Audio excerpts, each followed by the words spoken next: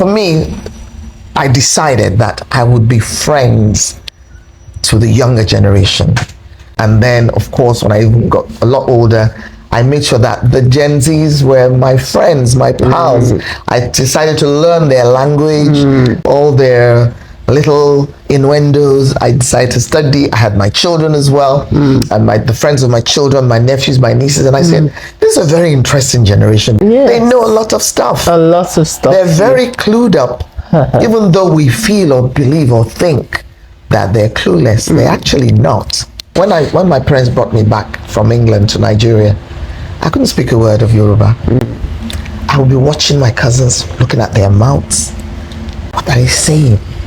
And I wanted to be a part of it, and they would make fun of me. I would cry. I was pained. Even the ones that are supposed to be like my paddy, my close. I'm gonna meet my dad. Daddy, they're making fun of me again. I don't know what they're saying. I can't be part of their games. My father said, small girl, there's no other way. There's no magic. I can't help you. Your mother can't help you. Only you can help yourself. What do I do? Learn the language. I had to be intentional about learning Yoruba. By the time I did my school cert, I passed with flying colors. So I wanted to learn Yoruba.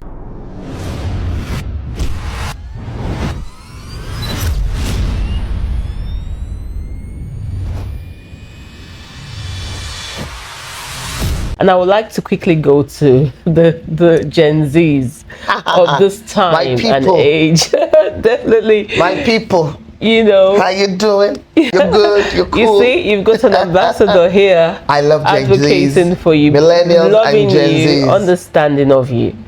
You did mention that people would behave not because they're bad, or they might be coming from a journey of theirs, and it will be different. And that really is the story of today's Gen Zs. I think that the society doesn't really understand them, and they either think, oh, they don't know what they're doing, they're confused children, or they have so little tolerance for them. What would you say from your work with Gen Zs and understanding of them in depthly? I'll go back to when I was a Gen Z, even though the word Gen Z was not a buzzword back then in the 70s when I was a teenager. And what would they call teenagers back then? They just said, all these young people. Odo? Well, Yoruba will say Odo, but generally in English they'll just say, all these young people. They didn't have any patience for us. They didn't understand us. We were more like a pain, like we were a disturbance. You know, people will be in the home, we get chased out. And they forget, they forget that not to be heard. Yes, they forget that we are also people.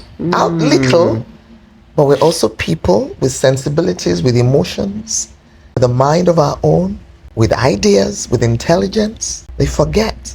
And we are indeed, we were then the greater tomorrow. However, what I saw is that this greater tomorrow, we never became great. Nothing was there for us. Me growing up with that and then going into media, though my foray into media, I would say, was a blessing. I found my voice. I was with my parents. I was lucky. I was blessed. We could speak. We could talk to our parents and all that.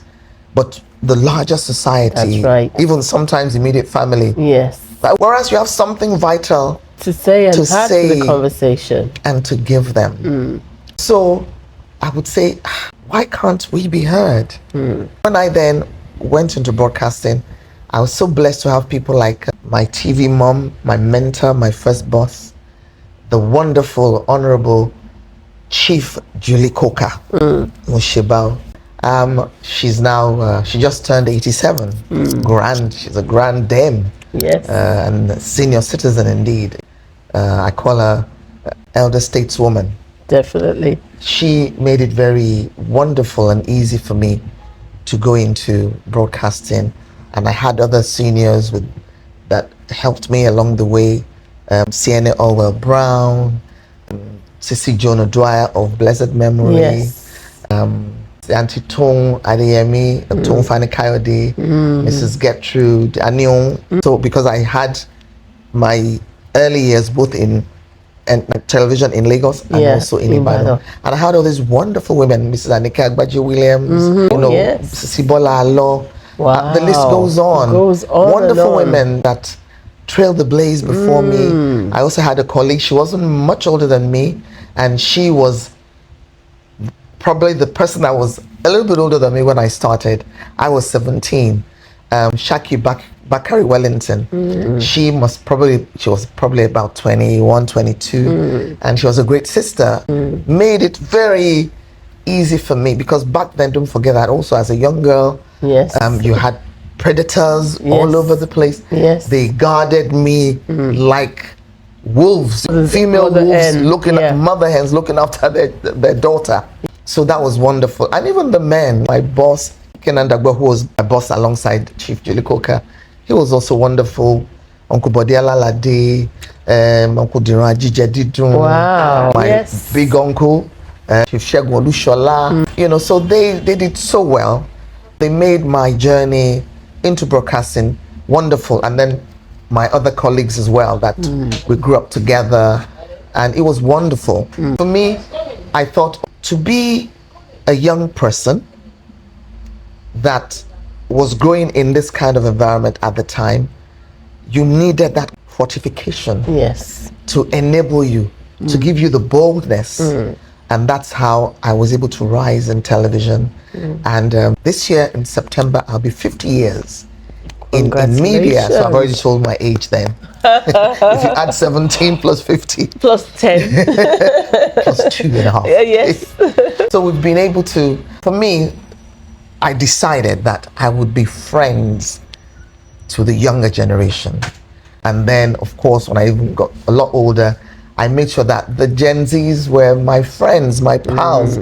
I decided to learn their language, all their little innuendos. I decided to study. I had my children as well, and the friends of my children, my nephews, my nieces, and I said, this is a very interesting generation. Yes. They know a lot of stuff. A lot of stuff. They're very clued up. Even though we feel or believe or think that they're clueless, they're actually not. They're probably clueless about what we have not taught them. You know, if you haven't taught somebody something, or if you haven't passed on something, of course they'll be clueless about it. Being deliberate about what you pass on to them. But one thing I've noticed, just give it to them, they latch on very quickly. They'll go back and do their own research because Google is your friend. They go and do their own research. Some of them go to libraries and their universities, and they come and say, Auntie Princess, I've found a bit more about what you said. I want to know a lot more. In fact, with what you just said, shout out to For the Love of Yoruba. This is a diaspora group of young people that they just got tired of people making fun and jest of them that, oh, you can't speak Yoruba, and by themselves. They started. I think I've seen them. Yes, they've come together and they're doing wonderfully well. Please invite them to Ashebi Festival. They must come. They've come together and with their shaky Yoruba. Yes, it doesn't matter. That's the beauty of it. It doesn't matter. They've owned it, and they come together constantly, meeting up, teaching one another, inviting guests. And you're right, they take it from where you introduce them and take it and form it into what works for them in their own understanding. Absolutely. And let me make you laugh. When my parents brought me back from England to Nigeria, I couldn't speak a word of Yoruba. I would be watching my cousins, looking at their mouths. What are they saying? And I wanted to be a part of it, and they would make fun of me. I would cry. I was pained. Even the ones that are supposed to be like my paddy, my close cousin, you know, my cousin, because we call ourselves twin cousins because we're born a few weeks apart. And I was saying, Sonia, why is oh my Lord, you have to learn it. I'll go and meet my dad. Daddy, they're making fun of me again.